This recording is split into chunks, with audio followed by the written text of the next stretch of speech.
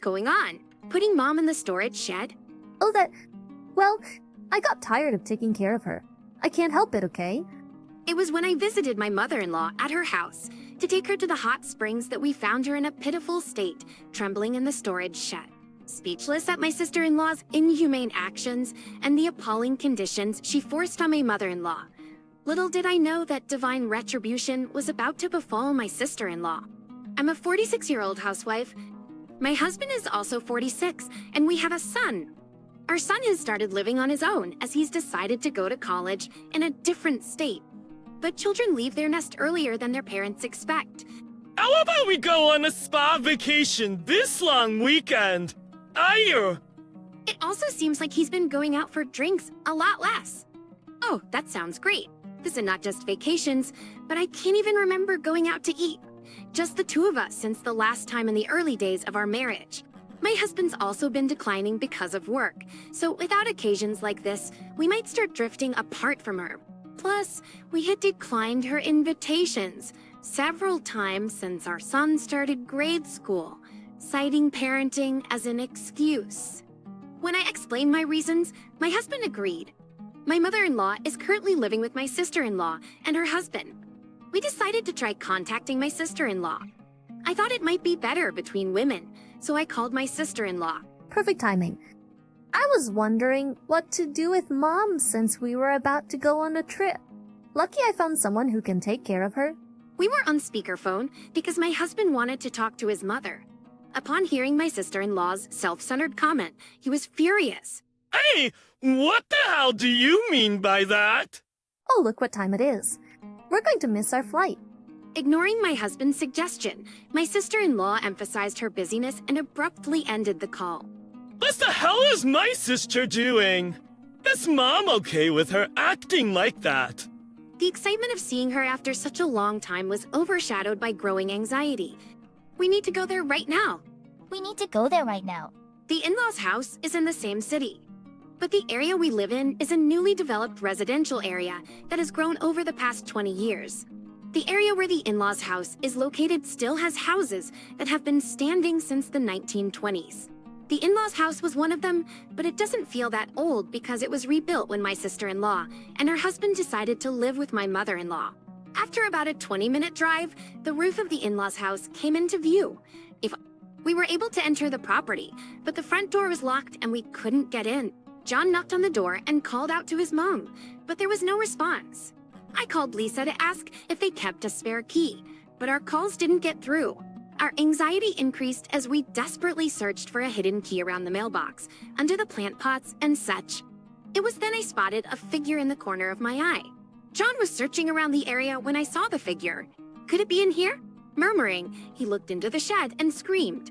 I rushed over and saw a person wrapped in cardboard and shivering in the shed. She was barely clothed, barefoot with a pale face and unkempt hair. Her skin looked dry, and an indescribable odor was emanating from her. How she looked didn't matter. I was concerned about her health. How long had she been abandoned like this in here? We need to warm her up. I know, damn it, should we break the window to get in? Hold on. What about the backyard window? It might be open. The backyard was hidden from the street. I thought there might be a chance they had forgotten to lock it. As John moved swiftly, it turned out just as I predicted. The window was not locked. John entered the house, unlocked the front door, and carried his mother inside. From then on, we moved around, working in sync like a well-practiced team of many years. I heated the room while John wrapped her in blankets. I changed her clothes while John prepared the bath. While I bathed her, he prepared the bed for her, and we got her all tucked in. Oh, it's so warm. It's like heaven. His mother murmured as she closed her eyes and appeared to drift off to sleep.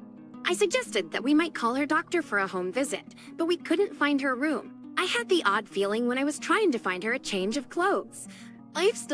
We were dealing with a life-threatening situation, so I borrowed clothes from Lisa. Lisa has a room full of clothes, but there wasn't a single item that seemed to belong to my mother-in-law. We looked for her insurance card or prescription data, but couldn't find them anywhere. So we searched online for a doctor who'd make home visits. As soon as we got a doctor to visit, John reported it to the police. The doctor's diagnosis was that it could have been very dangerous if we had found her any later. It was said to be the coldest day this winter, and there might even be some snow along the mountains. The doctor also found signs of malnutrition and dehydration due to extremely low food and water intake. In addition, a skin rash caused by the appalling conditions she had been left in. She even got lice in her hair, which is unbelievable in this day and age. He gave us some prescriptions and told us to get her to her family doctor as soon as possible. While we were looking for her insurance card and other necessary items, we found the contact information for the care service that had been taking care of her. We had to find out what had been going on since we were busy in prioritizing our own lives, so we contacted the care service, and we were told that Lisa had suddenly terminated the contract one day without any warning. They couldn't do anything after the contract was abruptly terminated. I could tell that the caregiver had been genuinely concerned about my mother-in-law. I deeply regretted taking advantage of my mother-in-law's words. It's okay, it's okay. As a mother, it's natural that your child comes first. The numerous times she invited us over, it might have been her cry for help to get away from Lisa's abuse. Added to my constant expression of regret, my husband said, "It's not your fault. I'm equally to blame. Actually, I'm probably more at fault. Now it's only Lisa and her husband who can reveal the truth. We can't be sure of anything unless we hear it directly from Lisa, but she's the kind of person who could do such a thing without remorse. It's clear that a dispute over what was said or not said would arise later. We decided to record all our conversations over the phone. Lisa answered the phone, but she sounded annoyed to receive a call while she was enjoying her vacation. I listened closely to the conversation on the speaker. Lisa continued on. You know how you just put away things you don't need or can't use in the shed. The thought was so selfish, it made me feel sick. It was so horrifying and unbearable to hear. Oh, and you guys should cooperate too. Lisa sounded like she believed her plan was perfect and laughed absurdly. I casually asked about their return schedule. Lisa tried to smear my husband's name, then audaciously started spouting nonsense. But we already had Lisa's confession on tape. When John played back the recorded phone conversation, Lisa and her husband turned pale and sank to the ground. You're the one who broke the pact first. Everything's fine with me. He spoke with a choked voice, saying he had always been ready to take care of his parents. Lisa's intention was to take care of her mother so that she could take all of the inheritance in return. However, her mother unexpectedly remained robust and lived longer than anticipated. Unable to bear this, Lisa hatched a plan to make her demise look like a natural death due to frailty. It was fortunate the property was not under Lisa's name. Therefore, we decided to tear down the dilapidated family home and turn it into a vacant plot. We've decided to sell the plot later. Her husband John calmly stated, "You must be joking. I arrested you, idiot, and Verspawn.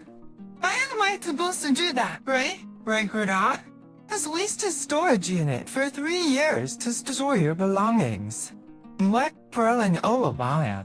The what? Who do you think you are, making decisions on your own? You used to be a crybaby, always calling for your big sister. Now you've grown quite a spine, huh? They resisted to the very end and had to be carried away like luggage. In the following days, the demolition of our parents' house proceeded smoothly. Turns out, my Mile was not actually suffering from dementia at all. Some forgetfulness is due to aging, something everyone will eventually experience. It's not the kind of forgetfulness that causes inconvenience to others. I too sometimes forget what I was about to do, only to remember after a while. My Mile was like that too. Thanks to her, there was absolutely no legal power for Lisa to fight against her decision to dispose of the house, as my Mile was the rightful owner. Lisa and her husband didn't take their belongings out from the house, so we demolished the house with their stuff still inside. Now they are in jail. They didn't seem to know they could have kept their things. If they paid for some arrangements, they could have had a court-appointed attorney and have that lawyer hire a company to move their belongings. Lisa and her husband's deeds were broadcasted on TV in a segment like True Stories that seem unbelievable. It was referred to as a modern-day granny dumping incident. Subsequently, Lisa and her husband were charged with elder abuse by persons responsible for protection. They were also proven guilty of neglect, so they would likely spend quite some time behind bars. She walks with her back straight and doesn't miss her daily morning exercises. We'll soon have the vegetables we grew together on our dinner table.